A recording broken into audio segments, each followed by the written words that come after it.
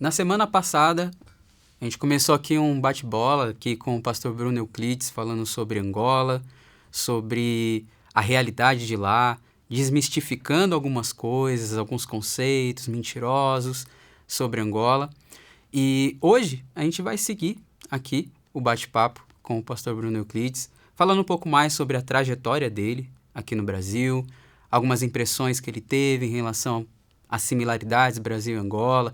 Vamos falar sobre um pouco mais sobre a questão do abuso, como foi falado no programa passado, e tantos outros assuntos que eu creio que vai surgir aqui e vai ser bênção. Tudo isso depois da vinheta. Então, bora lá, diretor.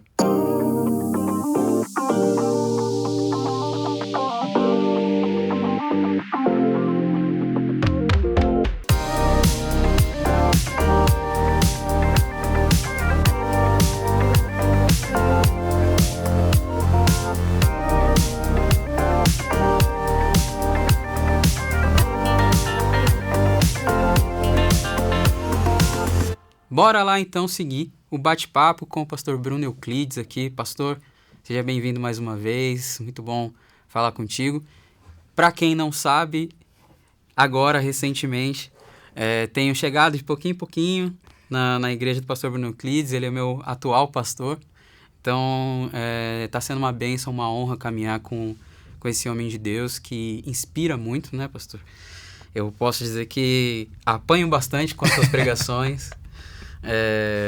E, de fato, a sua caminhada cristã ela é bastante inspiradora e tem sido uma bênção caminhar contigo, pastor, de verdade.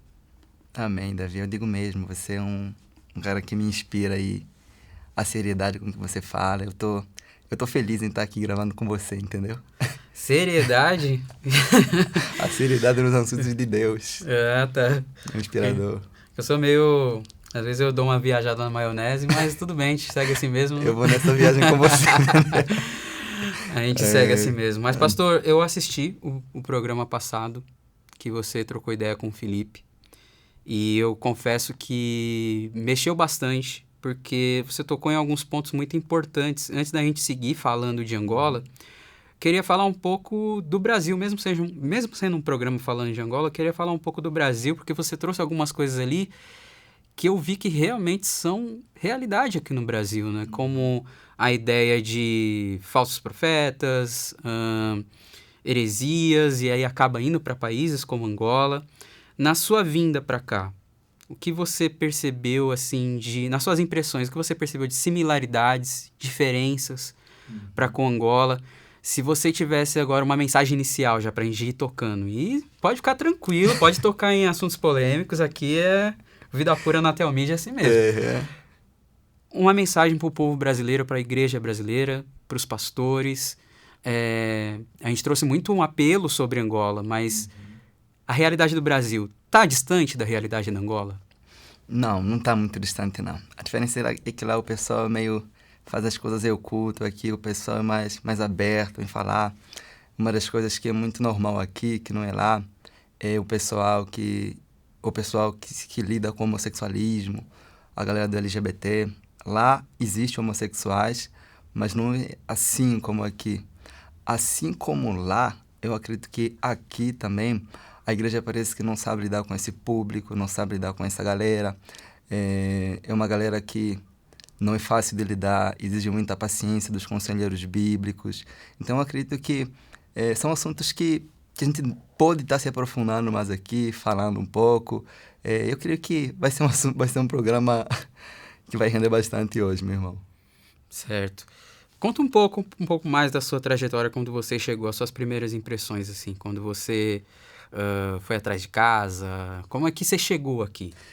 Olha, uma coisa bem louca que aconteceu comigo. Uma vez eu saí para procurar uma casa. Eu não quis falar dessa história. Eu cheguei para procurar casa, eu queria alugar. Quando a moça olhou para mim, ela saiu com um pedacinho de pão e... E bom, eu falei, não, moça, eu quero alugar casa, não me pediu nada. Eu quero alugar casa, eu nunca esqueci disso. Mas ela mostrou-se um jeito bondoso, né? De me acolher. Uma coisa que eu vi que é bem diferente aqui é que as pessoas aqui não têm vergonha. Aqui são sem vergonha, o pessoal daqui. Eu acredito que chegam o pecado como uma anestesia. Tanto você pecar, parece que você não sente dor. É algo... O pessoal não tem vergonha de pecar publicamente aqui. Por exemplo, o jeito que o pessoal se veste, o pessoal aqui, beijos assim, de forma explícita na rua. Em Angola não é assim. Uma pessoa que vem do interior, uma pessoa que vem de um país africano mais conservador, quando chega aqui, tipo, vê como é que o pessoal veste aqui. Olha como é que o pessoal, homem com homem, mulher com mulher, se beijando. Tipo, nos primeiros meses, eu não descia. Falei, lá não é assim, não. Aqui, se você tentar opinar alguma coisa, você pode ser visto como intolerante, você pode até ir preso.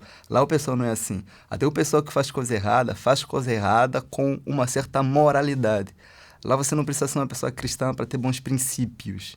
Ou pelo menos você tem princípios errados, mas não demonstra publicamente. Aqui é normal. Acho que de tanto você ver o pecado, acaba se tornando uma coisa normal. Ver, fazer, ocultar, omitir.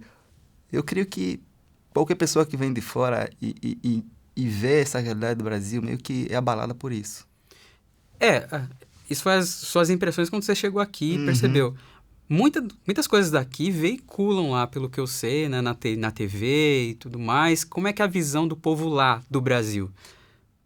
O brasileiro, ele admira os americanos. O angolano admira o brasileiro. Exatamente assim, entendeu? Tem que ter alguém que admira, né? Então, o pessoal vê isso e se inspira. Lá não tem outros movimentos assim, que lutam por essa questão de homossexualismo, por exemplo, não tem. Lá, até o pessoal que faz programa, eles são mais fechados. Lá, por exemplo, a religião da Umbanda, lá não é uma religião. Uma coisa muito louca, que Umbanda, Candomblé é só religião aqui. Lá não é religião. Lá não existe esse tipo de religião.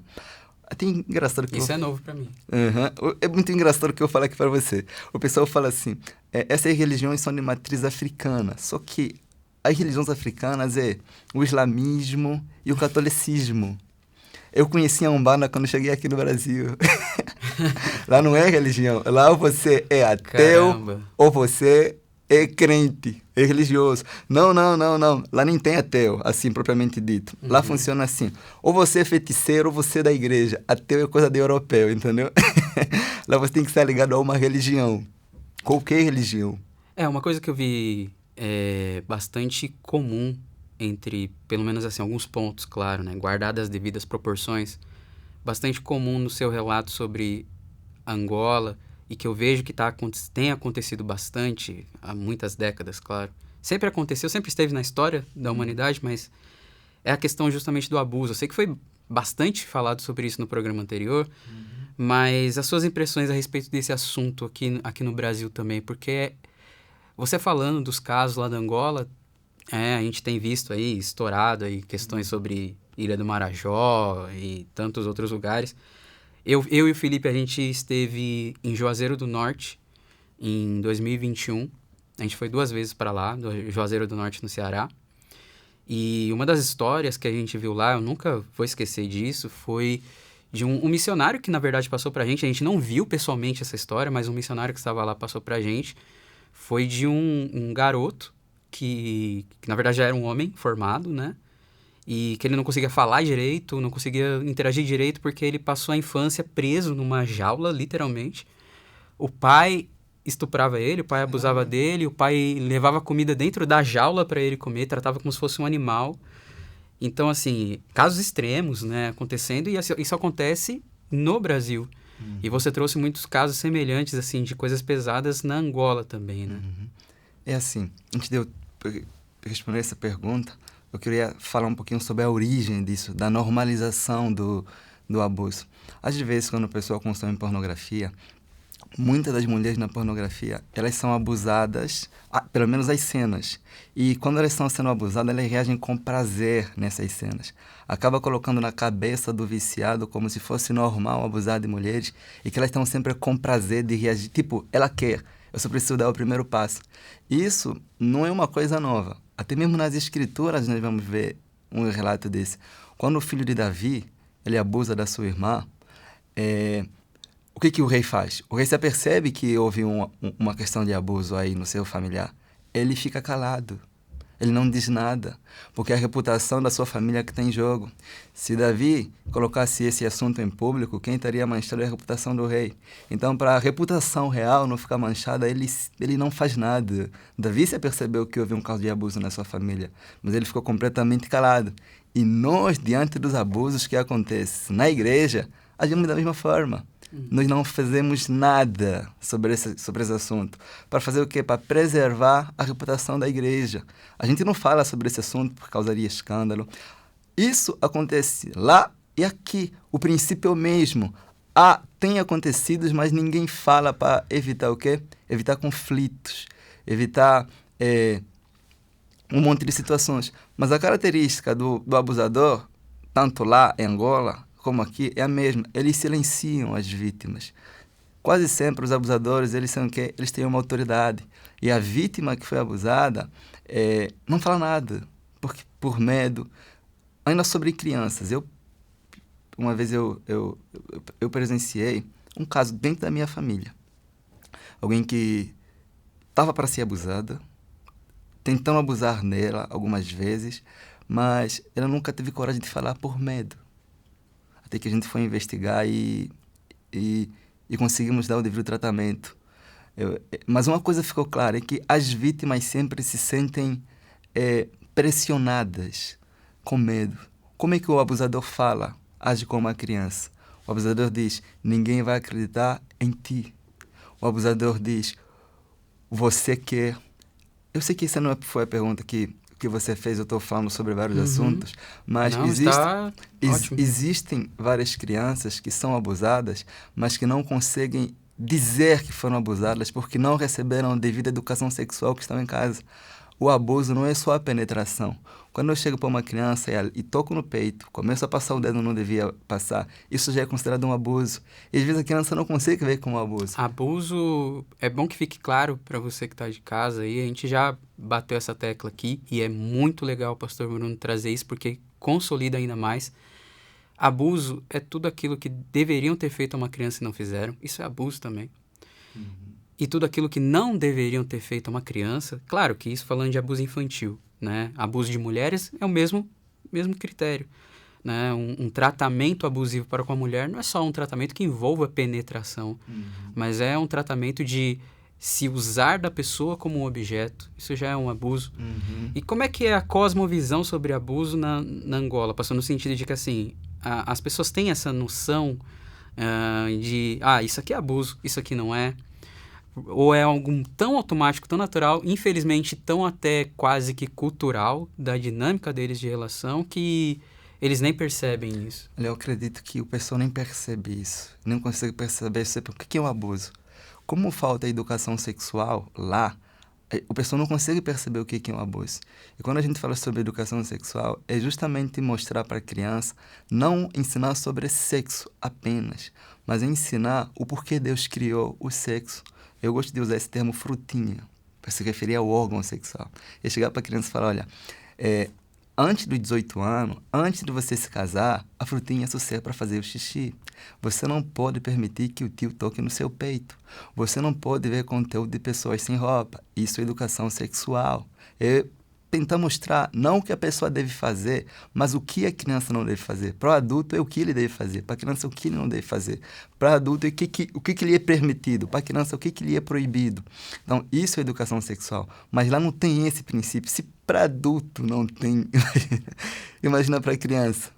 Então, o pessoal não tem essa diferença, não consegue perceber. Não só lá, aqui no Brasil também é assim. Tem vários lugares que tem várias crianças que dentro de igrejas, que se você conversar com elas, você vai conseguir perceber que elas são abusadas muitas das vezes. Porque quem abusa sempre não é uma pessoa de fora, é sempre o tio, é sempre o vizinho, é sempre o amigo da família. E a criança, às vezes, não consegue perceber que é abuso, vê como uma coisa normal. Por exemplo, um pai tem o costume de abraçar uma filha. É o pai que faz isso. Às vezes o tio chega e abraça e aproveita para tocar em lugares que não deveria tocar.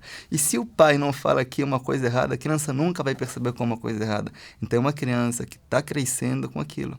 E o problema do abuso é que se uma criança é abusada no passado, na infância, ela não trata, ela não fala nada, ela vai crescendo com esse pensamento de que todos os homens são assim.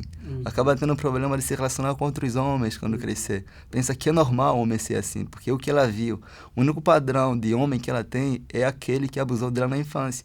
Isso coloca um bloqueio emocional da pessoa se relacionar. Pensa que sempre vão abusar dela.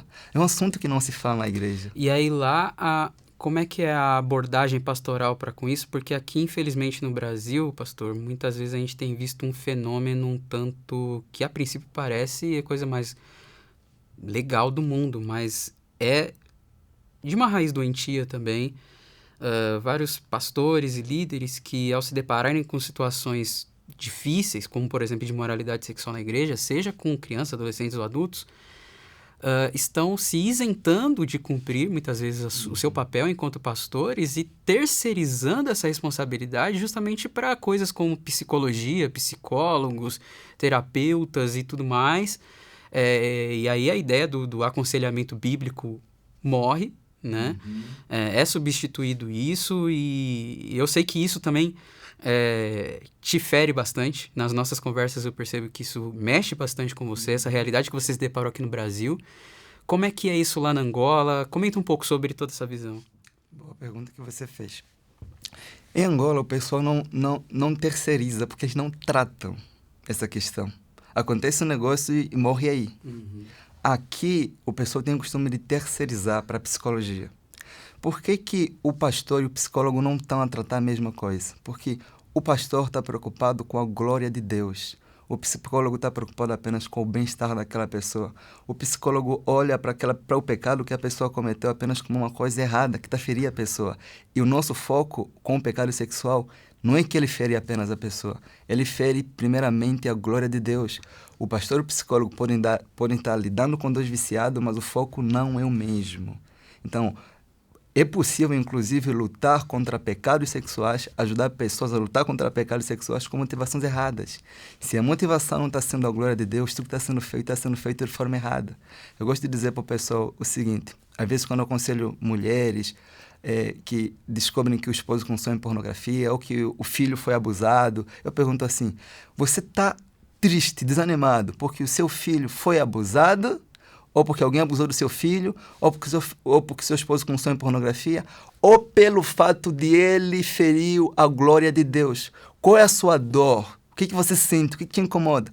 Você tem o mesmo incômodo quando vê outras pessoas consumindo pornografia, ou é pelo fato de ser alguém da sua família? Então você pode perceber no meio dessa conversa que tanto a pessoa que está no vício, tanto a pessoa que está buscando ajuda para o viciado, estão a lutar contra motivações erradas, porque nem sempre é a glória de Deus. Então, quando a pessoa começa a responder isso, eles começam a perceber: não, a gente está errado. Deus nunca vai negar graça para alguém que está a buscar força para a glória dele. Amém. Deus nunca. O apóstolo Paulo fala assim, que quer comais, quer bebais, faça aí tudo para a glória de Deus. Não consigo vencer esse pecado? Acredite, o foco não tem sido a glória de Deus. Ainda sobre a pergunta que você fez sobre o abuso, para não fugir, é assim: o abuso, ele gera culpa. Algumas pessoas foram abusadas na infância e algumas chegando a reagir com prazer mesmo. Isso é uma realidade. E à medida que a pessoa vai crescendo, vai se culpando por isso. Vai se culpando porque, eu tinha que denunciar, mas não denunciei. Às vezes foi o pai que fez esse abuso, que abusou, e fala: eu não posso denunciar porque meu pai, vai manchar a reputação da minha família, como aconteceu com o rei Davi. A pessoa fica calada. Então a pessoa vai fazer terapia. Só que a terapia não tem o poder de tirar a culpa do coração da pessoa. Ainda que tire a culpa, a pessoa não se torna menos culpada diante de Deus, porque é um pecado. E o pecado não se trata apenas com terapia, mas com arrependimento. E o pecado em si, ele tem resultados externos. O Davi falou o quê? Enquanto não confessei a ti o meu pecado, a minha carne se consumia. O pecado sexual se trata com confissão. E esses pecados, quando não tratados, eles trazem doenças emocionais, trazem medo, traz ansiedade, você fica com um bloqueio, eu não sei se é a palavra certa usar bloqueio emocional, né? Mas tudo bem. Ou você fica com um bloqueio de se relacionar com outras pessoas por pensar que todo ser humano é assim. Eu acompanhei um caso de uma moça que ela passou a vida toda, ela foi abusada na infância, ela passou a vida inteira dela consumindo pornografia e quando faltava uma semana para o casamento dela, ela não queria casar. Ela não queria casar. ela disse, eu tô com medo. Eu tô com medo, pastor, pelo fato de que eu tô imaginando que o meu noivo vai fazer comigo tudo que fizeram comigo na infância. Tudo que eu vi nos vídeos pornográficos. Então ela estava com esse medo, porque ela fazia terapia. Então ela estava com esse medo, porque não lhe ensinaram que se ela está em Cristo Jesus, ela é nova criatura. Aquilo que ela fez no passado não define quem ele é. E que todo homem que está em Cristo também é novo. Não é como os homens que abusaram dela na infância e na vida sexual do passado dela. Então, essa é a diferença entre o pastor e o psicólogo. O psicólogo tem as intenções boas, dentro daquilo que ele é capaz de fazer, ele ajuda. Mas só que, sabe, tenta imaginar. O pecado sexual é como se fosse um leão. É como se fosse um furacão. Você não vai enfrentar um leão com uma vara. O pecado sexual é um leão. Ele é como um furacão. Quando ele chega, ele devasta tudo. Ele destrói a família. E não basta apenas pensamentos positivos. Não basta apenas força de vontade. Isso não é suficiente. O ser humano precisa da força do alto, da força que vem de cima. Ainda que ele lutar, ele não vai conseguir sem a ajuda de Deus. O Senhor fala assim na sua palavra, sem mim, nada podeis fazer. Não importa o que você faça, sem Cristo você não vai conseguir. Exato. Nas nossas jornadas de aconselhamento bíblico com os alunos do Vida Pura, a gente sempre tenta deixar tudo isso, pastor, que o senhor disse, bem claro. Assim. Então, fico bastante feliz de saber que tem homens sérios de Deus e realmente que amam almas, que se importa com a eternidade das pessoas ainda no Brasil, mesmo que seja um angolano, mas um angolano mais brasileiro que eu conheço. E a gente sempre traz isso de que, olha, aqui é diferente do ambiente de psicoterapia. Lá, o centro vai ser você e suas demandas e a missão é fazer você ficar em paz com as suas demandas. Aqui não é fazer você ficar em paz com as suas demandas, aqui o centro é a glória de Deus e aqui é você morrer. Amém, Davi. Uma coisa que fica bem evidente, estamos a tratar o mesmo problema, mas com visões diferentes, é que se eu estou me aconselhando com o pastor vai dizer assim, olha, a pornografia ela não é má apenas porque ela mancha a sua imagem, porque você não tem uma imagem própria. A pornografia é má porque ela mancha a imagem de Deus em você. Ela destrói a imagem de Deus em você, porque Gênesis diz que nós somos a imagem de Deus. Então, ela não destrói a sua reputação, a sua imagem própria, porque isso você não tem. Ela está matando essa imagem que está dentro de você. Não apenas falamos que é uma coisa errada, que te faz mal, que te deixa triste, não. É Deus. E você vai comparecer diante do tribunal dele algum dia. Não é apenas... Eu não vejo você apenas como o viciado, o usuário, como uma pessoa coitada, como uma pessoa doente. Não. Ele é culpado diante de Deus. Ele precisa de uma mudança. Ele está destruindo a imagem de Deus. E Deus está mais preocupado em restaurar a imagem dele do que até mesmo eu como pastor. Então, há um desejo maior em Deus em ajudar as pessoas do que nós mesmos. Exato. Bom, você que está aí assistindo, você percebeu a dinâmica desse programa? A princípio você está se perguntando, mas não ia fazer falar sobre Angola? A gente falou sobre Angola, só que a dinâmica desse programa foi mostrar para você o seguinte. Nós não estamos tão distantes de lá. Só que você entendeu tudo que foi passado aqui? Imagina se aqui, tendo mesmo essa abordagem, ainda temos tantas igrejas e tantas pessoas que estão perdidas, sem rumo. Imagina num país como lá. Você viu o pastor Bruno Clis aqui falando que aqui terceiriza a responsabilidade, lá nem trata. Então nós estamos nessa jornada apelando e buscando aí contagiar você para que você venha participar dessa missão de levar todo esse conhecimento, todo esse treinamento, como o pastor Bruno, que ele falou no programa anterior, assiste lá, depois que você assistir esse, que ele falou algo muito importante, não é só ir lá e ficar tirando foto e ficar colocando no Instagram, fiz missão.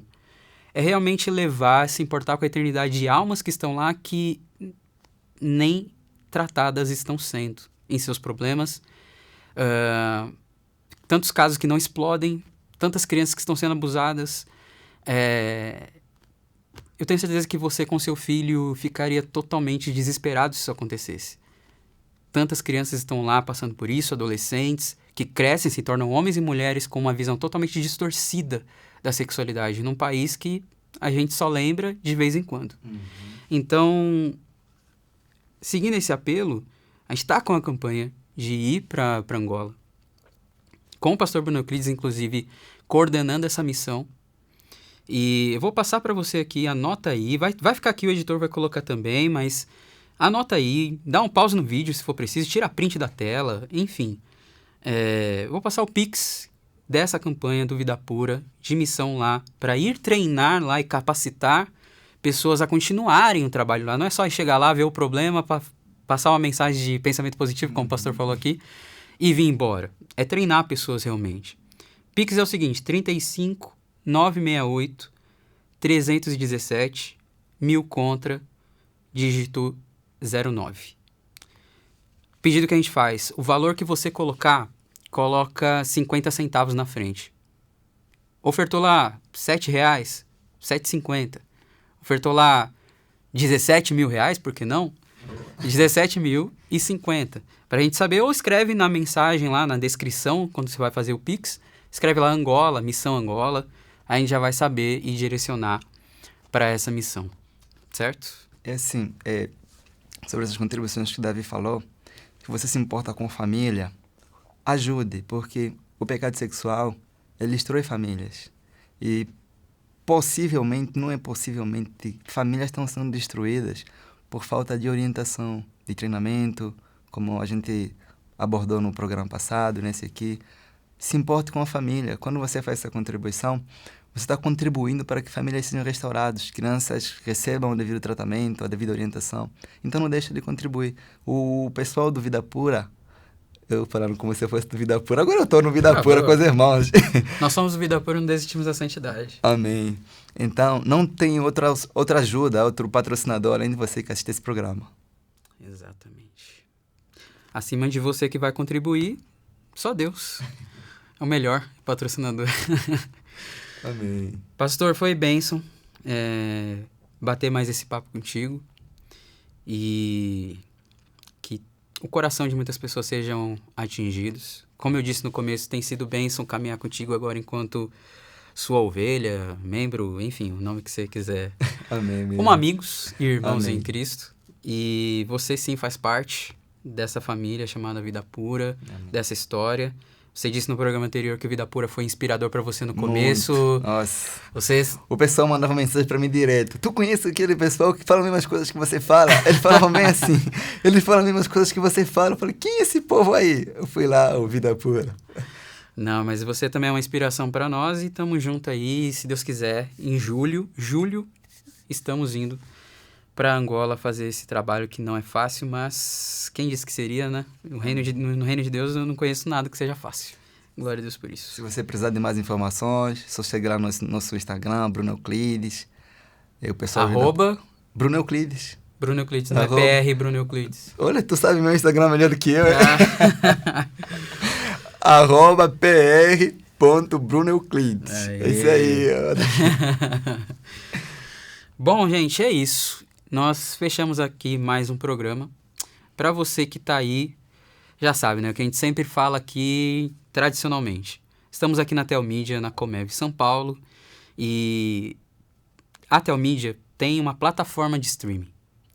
Em vez de você ficar aí, a gente falou muito sobre crianças aqui, em vez de você ficar aí entregando, seja para os seus filhos, seja para você, tem programas aqui voltados para as mulheres, tem programa aqui de tudo quanto é tipo, falando com tudo quanto é público, justamente para a expansão do reino de Deus, para a glória de Deus. Então, adquira o streaming da Telmídia, o link está na descrição. Você que está ouvindo nas plataformas de áudio, vai lá no Instagram da Telmídia, @Telmídia, lá vai ter também um direcionamento para você ir para o streaming. Aproveite o material que você tem à sua disposição. Siga o Vida Pura nas redes sociais, @Ministério Vida Pura. Vou fazer propaganda sim do Pastor Felipe, porque o conteúdo é bom também. Se não fosse, eu não faria, mas é ótimo. E glória a Deus por isso, glória a Deus pela vida dele, que está sempre aqui tocando o programa. @Felipe Bentley. Meu Instagram, @DaviWNascimento. Instagram do Pastor Bruno Euclides, @pr.brunoeuclides. Tive que lembrar aqui pra ele, porque... Nossa, já percebeu que o Pastor Felipe não fala o arroba dele? E tu falou? Eu percebi isso. É assim, né? A gente tem que honrar os nossos superiores, os que nos abençoaram, a gente tem que fazer o mínimo, né? E eu sou muito grato pela vida dele, sou grato pela sua vida, pastores que caminham comigo e tantos outros pastores e homens de Deus que já caminharam comigo também, a gente tem que ser grato. Glória a Deus por isso, nós nos encontramos na próxima sexta-feira às 20 horas aqui. Se você está assistindo esse programa depois que passou, medita, anota. Se você vai estar assistindo ao vivo, medita, anota. Não deixe passar. Não fica só assistindo coisas para acumular conhecimento na sua cabeça. Viva o que você está ouvindo, para a glória de Deus. Nós somos o Vida Pura, não desistimos da santidade. Até a próxima sexta-feira.